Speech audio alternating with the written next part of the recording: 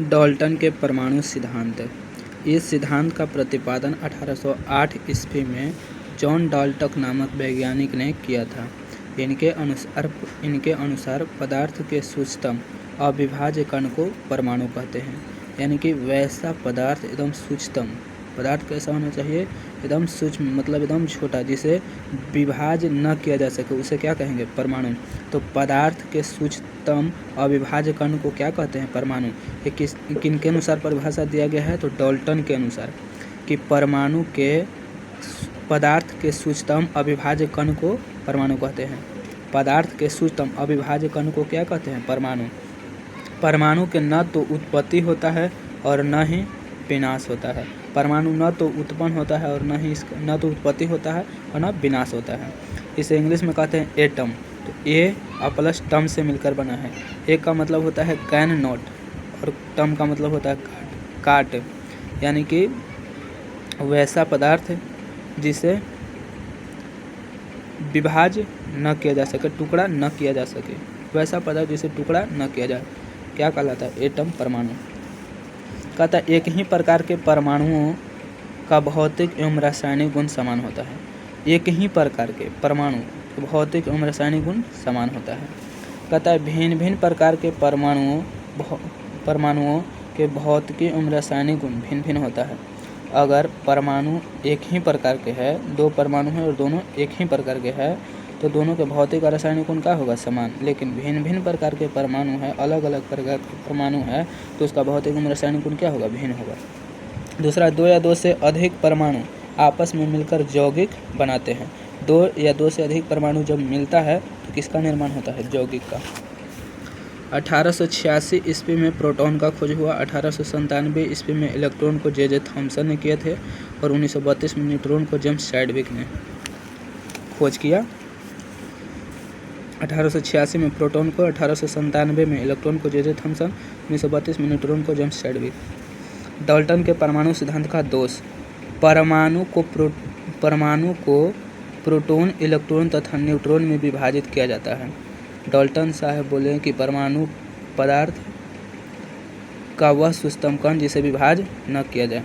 लेकिन डाल्टन के परमाणु सिद्धांत के दोष है कि परमाणु विभाज्य हो सकता है, किसमें, प्रोटॉन, इलेक्ट्रॉन और न्यूट्रॉन में विभाजित है। प्रोटॉन की खोज कब हुआ, 1886 में, इलेक्ट्रॉन को 1897 में और न्यूट्रॉन को 1932 में जेम्स चैडविक द्वारा। परमाणु के उत्पत्ति एवं विनाश दोनों होता है। परमाणु के उत्पत्ति भी होता है और विनाश भी होता है। एक ही प्रकार के परमाणुओं का परमाणु द्रव्यमान भिन्न होता है। एक ही प्रकार के परमाणु का परमाणु द्रव्यमान भिन्न होता है, उसे समस्थानिक कहते हैं। समस्थानिक में क्या होता है कि परमाणु, एक ही प्रकार के परमाणु का परमाणु द्रव्यमान क्या होता है, भिन्न होता है। परमाणु सेम रहेगा लेकिन उसका जो द्रव्यमान रहेगा वो भिन्न भिन्न रहेगा। जैसे परमाणु एच है, यहाँ भी एच है, यहाँ भी एच है, यहाँ भी। परमाणु सेम है लेकिन इसका द्रव्यमान क्या है, भिन्न भिन्न है। या एक है, या दो है, या तीन है। तो इसको बोलते हैं एक को प्रोटियम। इसका साधारण नाम क्या है, जल, जिसे H2O कहते हैं। इसको बोलते हैं ड्यूटेरियम। इसको बोलते हैं भारी जल, D2O। इसको बोलते हैं ट्राइसियम। इसको रेडियो सक्रिय बोलते हैं, रेडियो सक्रिय। कहता है दो भिन्न भिन्न प्रकार के परमाणुओं का परमाणु भार समान होता है। दो भिन्न भिन्न प्रकार के परमाणु का, भिन्न भिन्न मतलब अलग अलग प्रकार के परमाणुओं का परमाणु भार समान होता है, जिसे समभारी कहते हैं। जैसे आर्गन के परमाणु भार 40 है, कैल्शियम के भी परमाणु भार 40 है। दो गो परमाणु है और दोनों का परमाणु भार क्या है, समान है, तो इसको कहते हैं समभारिक। कहता है दो या दो से अधिक तत्व निश्चित अनुपात से मिलकर यौगिक बनाते हैं।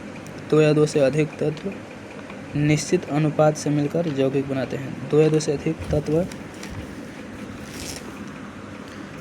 दो से अधिक तत्व निश्चित अनुपात से मिलकर यौगिक बनाते हैं।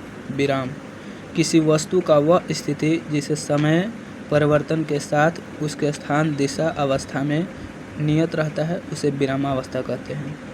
ऐसे मान लेते हैं कि यहाँ पर कोई टेबल है, ठीक है, यहाँ पर कोई टेबल है, तो टेबल क्या है, विरामावस्था में है। जब तक कि इसको हम यहाँ से यहाँ ना रखेंगे तब तक गति की अवस्था में नहीं आएगा। अगर टेबल है तो टेबल क्या है, विरामावस्था में। तो विराम किसे कहते हैं, यदि कोई वस्तु किसी वस्तु का वह स्थिति जिसमें समय परिवर्तन के साथ साथ उसके स्थान दिशा अवस्था में नियत रहता है, यानी कि टेबल यहाँ पे रख दिए हैं तो समय तो नहीं रुक रहा है, समय तो बढ़ रहा है, लेकिन इसके न तो स्थान में परिवर्तन हुआ न दिशा में परिवर्तन हुआ, या जहाँ था वही है। इसको क्या कहेंगे? विराम। जैसे मान लेते हैं कि यहाँ पे दीवार बना, घर बना तो दीवार है तो दीवार क्या होता है? विराम अवस्था में रहता है, विराम में रहता है। वो न गति करता है, न वो अपना दिशा बदलता है और न वो अपना अवस्था बदलता है। उसको क्या कहेंगे? विराम अवस्था। विराम के प्रकार दो होता है, सापेक्षिक और अपेक्षिक विराम, और दूसरा निरपेक्ष विराम। सापेक्षिक विराम क्या है? यदि एक वस्तु विराम में हो तथा उसके आसपास के वस्तुएं गति में हो तो वस्तु के इस विराम को सापेक्षिक विराम कहते हैं। यदि एक वस्तु विराम में हो तथा उसके आसपास के वस्तु गति में हो तो वस्तु के इस विराम को क्या कहेंगे? सापेक्षिक विराम। जैसे मान लेते हैं कि यहाँ पर कोई वस्तु है, इसके अगल बगल भी कोई वस्तु है, तो अगल बगल के वस्तु गति में है और ये जो बीच में है ये विराम में है। तो यदि कोई वस्तु विराम में हो, जैसे ये वस्तु है अभी काचे में है, विराम में, और इसके आसपास के बगल में जो ये सब जो वस्तु है ये सब गति में है, तो यदि कोई वस्तु विराम में हो और उसके आसपास के वस्तु गति में हो तो उसको क्या कहेंगे? सापेक्षिक विराम। निरपेक्ष गति किसे कहते हैं? यदि एक वस्तु किसी दूसरे विराम वस्तु के तुलना में क्या हो? विराम में हो तो उसे निरपेक्ष विराम कहते हैं। यदि एक वस्तु किसी दूसरे विराम के वस्तु के तुलना में विराम में हो तो उसे निरपेक्ष विराम कहते हैं। जैसे मान लेते हैं कि यहाँ पे एक दीवार ई है, अब एक दीवार ई है, ये भी दीवार विराम में है, अब ये भी दीवार विराम में है, तो ई दीवार के तुलना में क्या चीज़ है? निरपेक्ष गति में है। और कहेंगे कि ई दीवार के तुलना में क्या है? तो निरपेक्ष विराम में है। सॉरी, यहाँ पे निरपेक्ष विराम होगा, निरपेक्ष विराम। निरपेक्ष विराम किसे कहेंगे? तो हम कहेंगे कि यदि कोई वस्तु विराम में हो और उसके तुलना में कोई दूसरे वस्तु वो भी क्या चीज़ में हो? विराम में, तो ऐसे वस्तु को निरपेक्ष विराम कहते हैं। यदि एक वस्तु किसी दूसरे वस्तु के तुलना में विराम में हो तो उसे निरपेक्ष विराम कहते हैं। निरपेक्ष विराम किसे कहेंगे? तो यदि एक वस्तु दूसरे वस्तु के तुलना में विराम में हो तो उसे निरपेक्ष विराम कहते हैं। प्रश्न है कि यदि किसी सड़क पर कोई बस 15 मीटर प्रति सेकंड से चल रहा है तो इसमें बताएं कि सड़क का कैसा विराम है?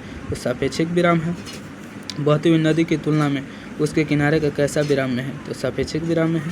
कहता एक वाला किसी स्थान पर एक खंभा को जमीन में गाड़ता है, तब जमीन और खंभा में कैसा विराम में होगा? तो निरपेक्षिक विराम में है, क्योंकि जमीन भी क्या है?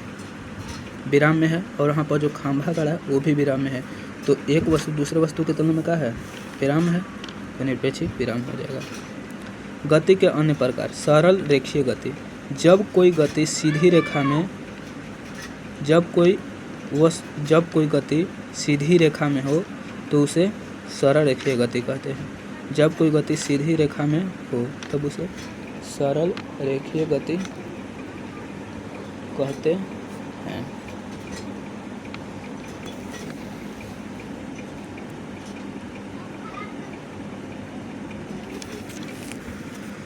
सरल रेखीय गति। जब कोई गति सीधी रेखा में हो तो उसे सरल रेखीय गति कहते हैं। जैसे मान लेते हैं कि यहाँ पे एक ये है, अभी बी है, और कोई वस्तु सीधी रेखा में जब गति करेगा तो उसको सरल रेखीय गति, और कोई वस्तु इस तरह से गति करेगा तो इसको कहेंगे वक्र रेखीय गति।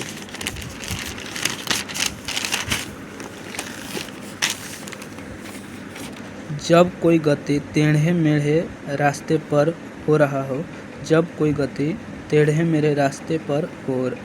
हो, तो उसे वक्र रेखीय गति कहते हैं। यानी कि वैसा गति जो सीधी रेखा में, वैसा वक्र रेखीय गति किसे कहते हैं? तो हम कहेंगे कि वैसा गति जिसमें कोई वस्तु टेढ़ी मेढ़ी गति कर रहा हो। जैसे मान लेते हैं कि एक रास्ता है और इस कोई यहाँ से वस्तु जाएगा तो इसी तरीके से न जाएगा, तो इस तरीके से जाएगा तो वक्र रेखीय गति, और सीधा एक ही दिशा में जाएगा तो सीधा दिशा में एक सरल रेखा में तो सरल रेखीय गति, ये रेखीय गति। तो जब कोई गति टेढ़े मेरे रास्ते पर हो, जब कोई गति टेढ़े मेरे रास्ते पर हो रहा हो तो उसे वक्र रेखीय गति कहते हैं।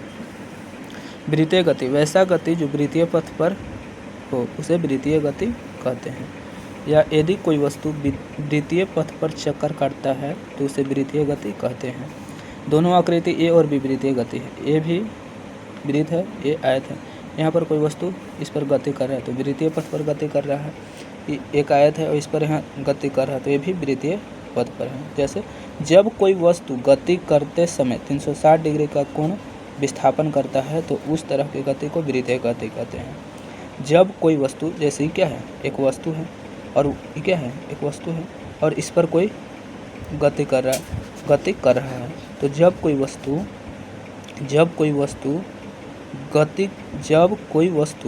गति करते समय, तो ये वस्तु है गति कर रहा है, गति करते समय 360 डिग्री का कोण विस्थापन करता है। तो यहाँ पे यहाँ से यहाँ चला तो 90 का कोण यहाँ बना, 90 का कोण यहाँ, 90 का कोण यहाँ, 90 का कोण यहाँ, तो कितना का कोण बना दिया, 360 का। तो जब कोई वस्तु गति करते समय 360 डिग्री का कोणीय विस्थापन करता है तो उस तरह की गति को वृत्तीय गति कहते हैं। चंद्रमा की गति पृथ्वी के तुलना में वृत्तीय गति है। परमाणु शब्द, तो परमाणु शब्द सबसे पहले महर्षि कणाद ने दिया था। महर्षि कणाद। परमाणु का अर्थ होता है, परमाणु दो शब्दों से मिलकर बना है, परम और अणु। परम का मतलब होता है अंतिम और अणु का मतलब होता है कण। तो पदार्थ के अंतिम कण को क्या कहेंगे, परमाणु। परमाणु दो शब्दों परम और अणु से मिलकर बना है, जिसमें परम का अर्थ है अंतिम और अणु का अर्थ है कण।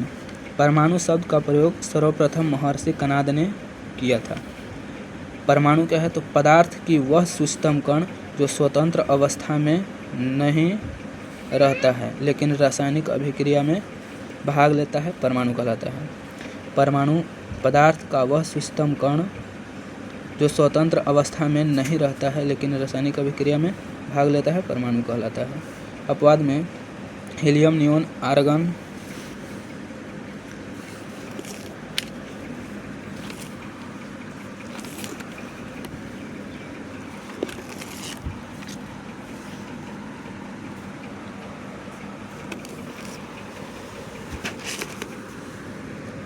Helium, neon, argon, chromium, caesium और देखिए HENEAR, KR, XE, RN